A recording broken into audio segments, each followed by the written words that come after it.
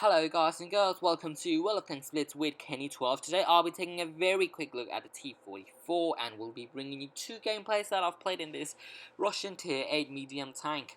Alright, what do you need to know about this Russian medium tank? It's got 90mm thick, quite well sloped frontal hull armor, giving it an effective thickness of around 170-180mm within that range, and 75mm thick side hull armor and 45mm thick rear hull armor.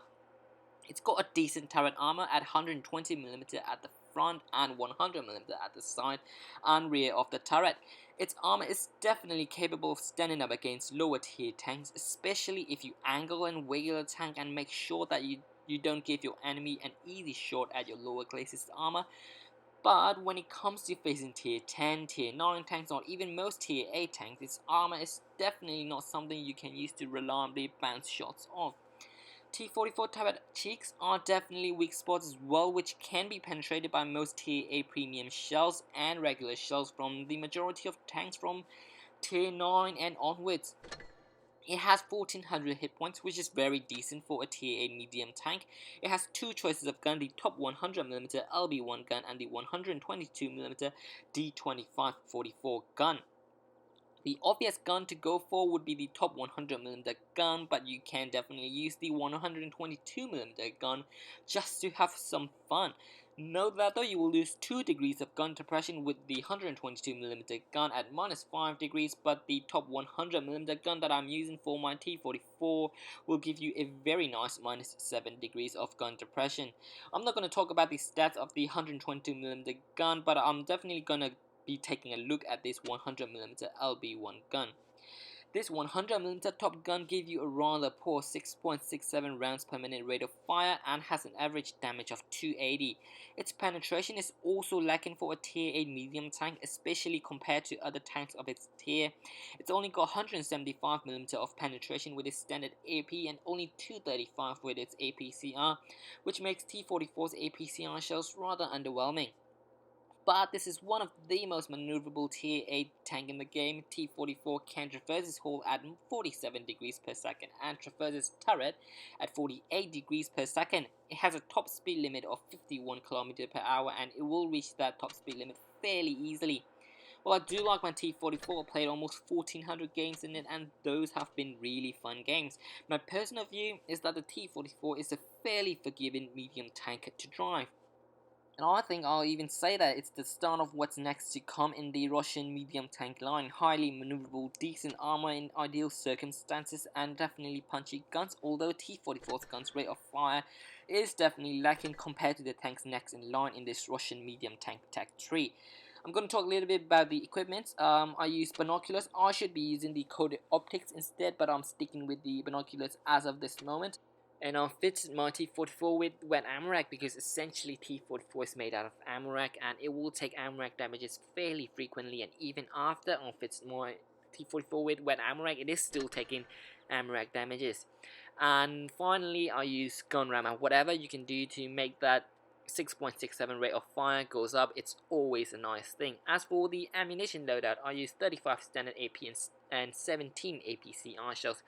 Normally I wouldn't load that much gold ammunition in my medium tank, but T-44's standard AP penetration is really lacking. So to reliably challenge the side armor of most tier 10, tier 9 heavy tanks that T-44 is regularly going to meet in battle, you need that 17 rounds of APCR.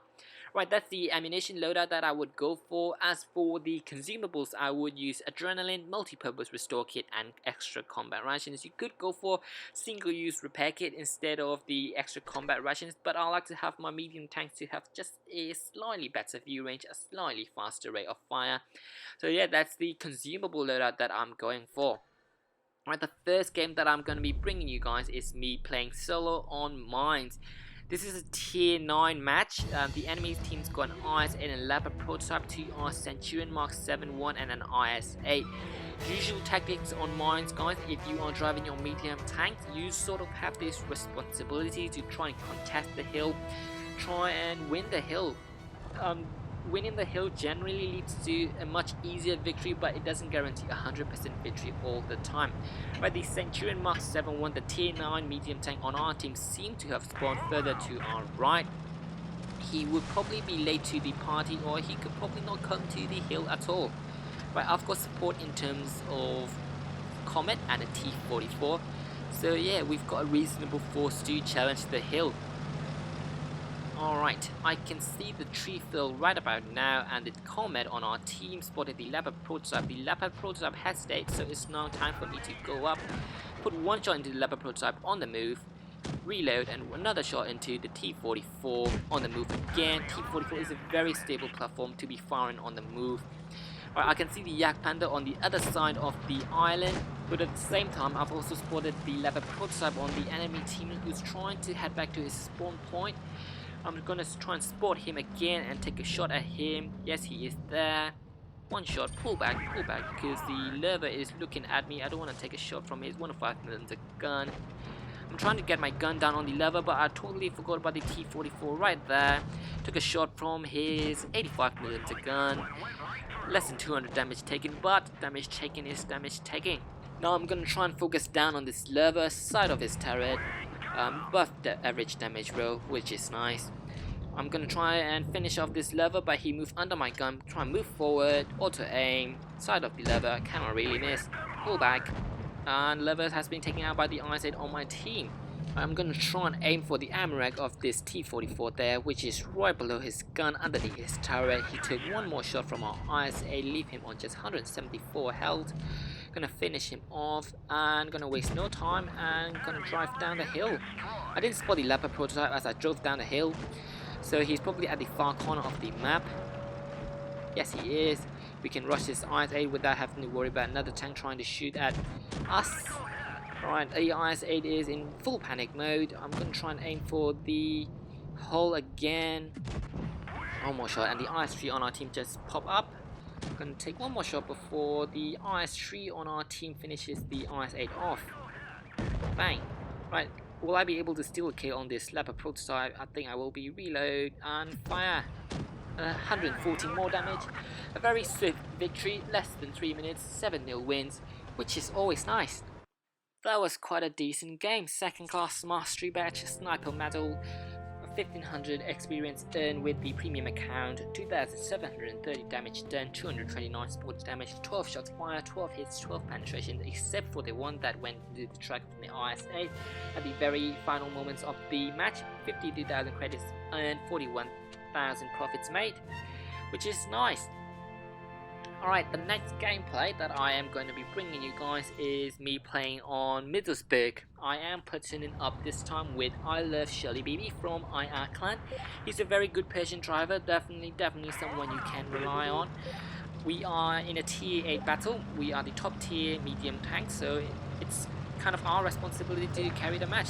I am going to the hold down position, which is right over there, and try and take a shot at whichever medium tanks approaching this way as well. I found myself a Comet, fired at him, 306 damage, above average damage roll, not a bad start.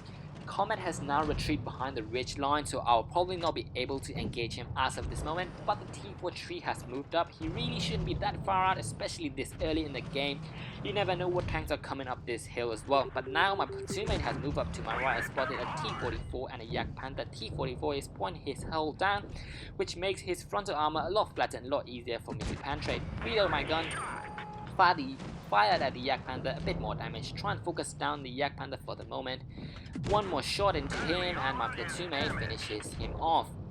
Alright, what do I do next? I realize the SU-150 out in the open. I want to take a shot at him. Very wary of the Comet, of course, but it's the risk I am willing to take. One shot, pull back, reload my gun, look around, but this time SU-152 with his 152mm dub gun is looking straight at me.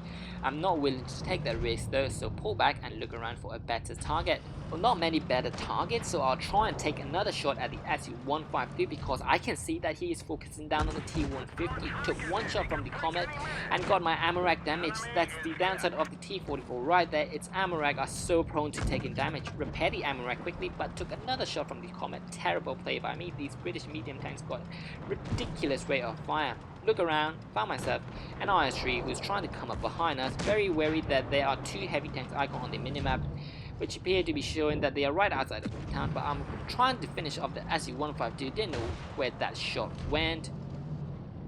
but my platoon mate finished off the Su-152, which is nice. Alright, now with the Su-152s gone, we can now probably rush these guys in front of us. Load myself an APC. Not that I need to against the side of the Comet, but I want to make sure my shot count. I used Adrenaline because I genuinely thought that Comet has more hit points than he had. Alright, Lever has moved into the cap circle. We need to rush these two guys on this side of the hill because the IS-3 is fast approaching through our spawn point. Right, a bit of indecision coming up here. T-44, 88, T-44 is on much lower health, 88, an easier target. Commander Cupola, pull back, dodge a shot from T-44, look around, and my platoon mate is trying to rush them. I need to support him. Took one shot at the back of the turret of the T-44 and it bounced off. Amazing. I am thinking of ramming the T-44, but not with the full hell IS-3 in our spawn point. Alright, only the 88 on this side left. We need to finish him as fast as we can. Stop him from turning his track. One more shot and my platoon mate will finish this 88 off. Come on, mate. There you go. Right, I think my platoon mate and the other T-44 are trying to engage the lever and the town. Bit of awkward moment there. That's okay. I am trying to help those Yak Panthers there who are in deep trouble. The IS-3 is completely bullying them. They're not really looking good. Alright, load myself an APC on because I thought I had to shoot at the front of the IS-3 there. But he is giving me his side, but I've got my APC on, load it anyway. Put one into the back of his hull, switch back to AP. Yak Panther put him on just one shot kill for me, and I'm gonna finish this IS-3 off. Bang! There you go. Only the Levers left, he's not gonna survive that long. But the question is, will we be able to get 7 kills between us? I hope we will. Alright, trying to steal the kill. And my platoon mate finishes the Levers off, which is nice. Crucial contribution, brothers in arms, 7 kills between us. Very, very good game indeed. Yeah, second class mastery badge. Lose some credits. This game was recorded before I bought myself the premium account. 3,000 damage done, 3 kills. No spotting damage this time though, but it's a decent game. Yeah, that's the end of the gameplays for you guys. Thank you so much for watching my videos. If you like it, please give it a like. If you enjoy it, if you want to watch more, please subscribe to my channel. Thank you so much for watching, guys. Hopefully I'll be able to come up with another video very soon. Take care. See you.